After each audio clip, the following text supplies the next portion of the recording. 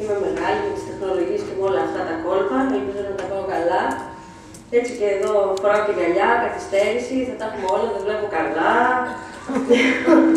Το όνομά μου είναι Μαμά Δέσποινα και θα μιλήσω σήμερα για τα πράγματα που φτιάχνω. Για το κόσμημα, για τη διακόσμηση, για τα υλικά, για όλα αυτά. Λοιπόν, προχωράμε, μου πρέπει να πατάω αυτό.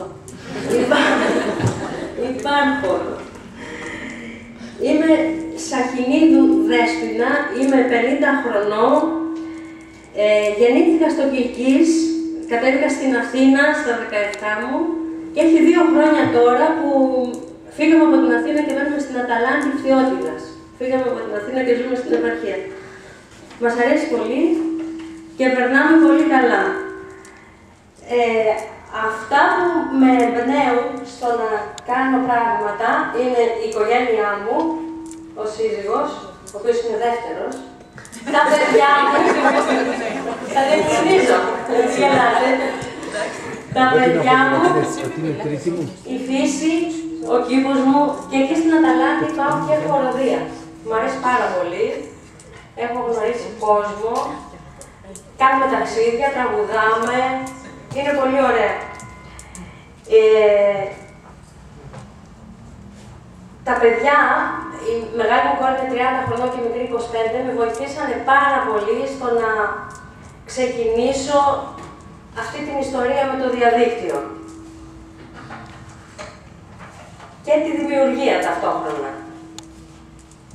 Μ' αρέσει να φτιάχνω πράγματα που μοναδικά. Ένα. Δεν θέλω να επαναλαμβάνω δεύτερο. Δεν μ' αρέσει να κάνω. Λέω δεν είμαι βιοτεχνία. Εγώ κάνω ένα. Για μένα, ένα για μια φίλη μου. Δεν μ' αρέσει να είναι τα ίδια και τα ίδια. Μ' αρέσει να πειραματίζομαι με διάφορα υλικά.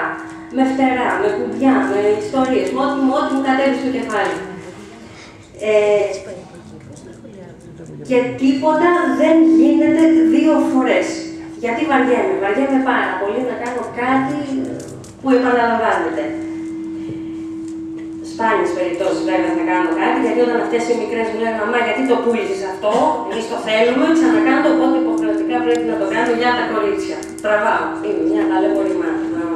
Συγγνώμη, λίγο να διακόψω, το μικρόφωνο είναι πάρα πολύ δυνατά.